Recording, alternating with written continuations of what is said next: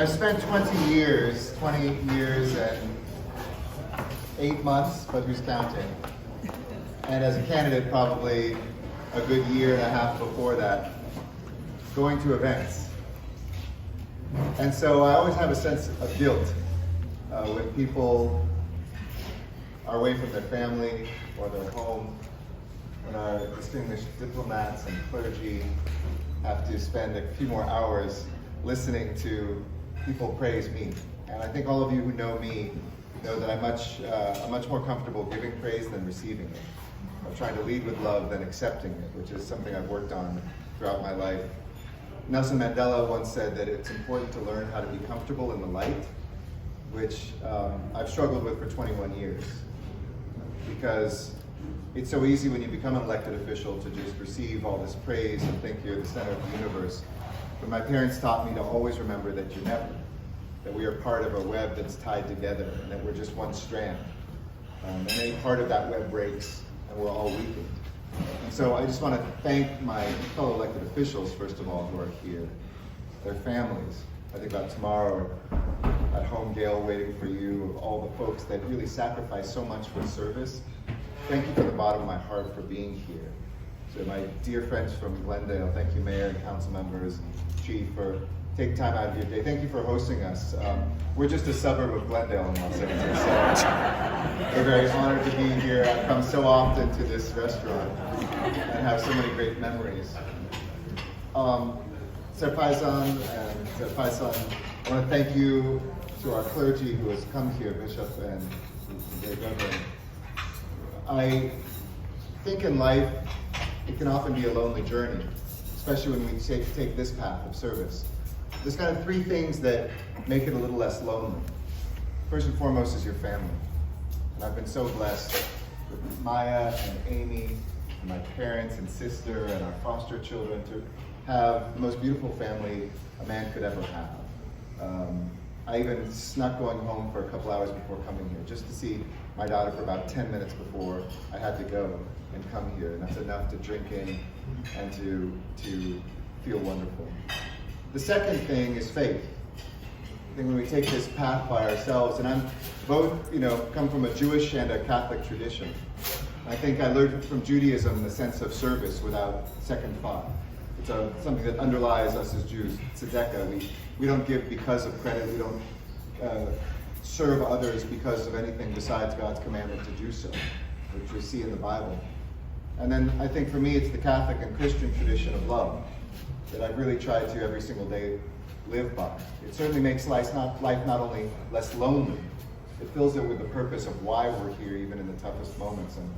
And Paul, thank you for what you said, because I do try my very best in the face of a more hateful world sometimes that we live in, to just model what love might look like, so that people can see it doesn't have to be our divisions, it doesn't have to be the wars, it doesn't have to be the differences of ideology or personality or geography or ethnicity or religion that separates us, but that we find our common humanity.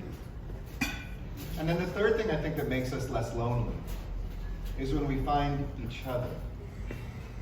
And there's a couple pictures that I love. One is the opportunity I had to meet a survivor of the genocide, the woman who, over 100 years old, whose forehead I kissed, to bless her for blessing us. But there's also a number of pictures from the cathedral just a few years ago. And it filled me with such joy for Armenian clergy to be there, not alone, but with Jewish and Muslim and other Christian leaders. Because so often I think those of us who come from traditions that have lived, or at least we best know those moments and those chapters of oppression and suffering, we sometimes think, well, sometimes we have friends, but do we really have deep friends? And I've tried to just model that for this Armenian community, you belong. This is your city. This is your world. And that the friendship that we have isn't about what you can give us or Los Angeles. It's about what you already do to build this city and build this world and to make it what it is. I love this award because it was when I was in Corvira and crawling down where Gregor the Illuminator spent years And in the shadow of Mount Ararat, where a dove came to tell humanity that the flood was over, that I can see what the Armenian nation has been to be a light unto this world.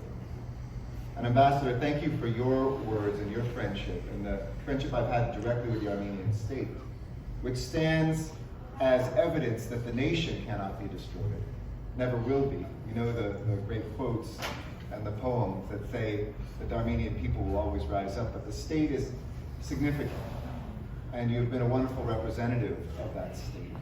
And we've always proudly, whenever Paul says, hey, somebody's in town, whether it's the deputy prime minister, the prime minister's wife, the prime minister, whether it's the president of Artsakh, whoever it is, it's always yes because it's important for this state, and by the state I mean both the United States, Glendale and Los Angeles, to year after year after year affirm that we as a government are there as well. With the power that we have, what little power we have, we will always exercise it for the truth and to defend our friends.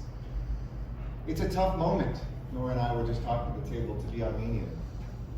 Because on one hand, if you're an Armenian American, we finally achieved what I never knew if I'd see while I was an elected official or even in my lifetime.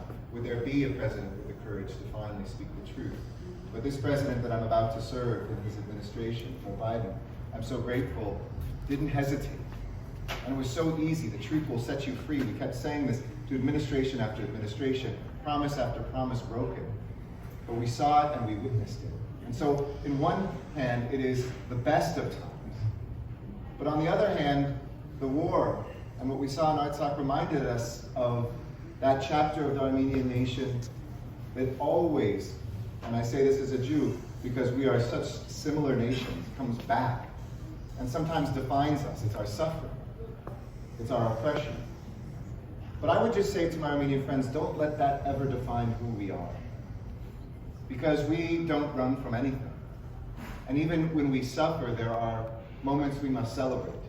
We must never let the dark clouds take away the sunshine and the sunlight that we need. Certainly that guided me as your mayor in the city of Los Angeles for the last 2 years. These were the worst years we ever lived through. Days we never wanted to see. Days we hope will never come back. We lost more people in a week, sometimes half a week, than we'd lose in a year to homicide. We still are losing people, and we're so exhausted by it, we sometimes forget that people are still out there suffering. And yet the flip side was I saw the most beautiful generosity I've ever witnessed in my city. People who knocked on the door of their neighbor to check in with a senior to say, I never knew what your name was, but can I get you some groceries? And is anybody even talking to you? To find that person who wasn't coupled or married, who was on their own, feeling so lonely and so depressed while we all had to be at home 2 years ago. You see, I believe that in the end, if we can find each other, this loneliness of being human isn't lonely at all. And the nation, which takes the chaos of the world and says, this is where you're from, and gives you that kind of horizontal axis of geography. There's a place where you come from, a place where you live. If you're Armenian American, you have the best. You have Armenia and America. And then it gives you a temporal axis. It gives you this vertical axis that says, this is your history. You aren't alone. You weren't first. Your victories will be repeated, and your suffering isn't just yours alone. In other words, it gives us the meaning of why we're here, and I think why God created us, to lead with that love that I've tried to do. I had a whole, bunch of talking points, but I just want to end on this. There's an Armenian saying. Well, before I say that, I want to thank my Armenian American staff. Lynn, who has been my city hall mother, and her real son is here, her biological son, so I must be careful. And he's a judge, so I don't want him to judge me in saying that. I think he's given me the permission. But you really have been my city hall mother and such a part of my family, our family. And Beitzar and Arsen and Christine and George, and when I think about how proud Nina has not only made us as the first deputy mayor of international relations, not just in LA history, but the only one in America right now, what pride you've given this community to, and the love that you have shown in pushing human rights in this world and teaching me how to be a diplomat and follow into your footsteps as an ambassador. I just want to thank you because I know it's tough to be an Armenian American rep. Can everybody who's an Armenian American rep raise your hand and say yes? Because there's such a diverse community. And this group is calling, and that group wants equal attention, and we always are very good at having 4 prayers and making sure that there's, you know, what's the cliche about Jews and Armenians? You get 3 of them together, you have 5 opinions, and probably 7 churches or synagogues. But you have really connected me to the community and sustained that relationship if I've had one that's close. I want to give a shout out to Hollywood and to the first ANC friends that I had. And the work that we did together, which was so meaningful to me. And everybody who went to Yerevan to make sure that Los Angeles and Yerevan would always be sister cities, and Mount Hollywood to Mount Ararat would be linked forever. And then finally, what I wanted to end on was there's a Armenian saying, I don't know it in Armenian.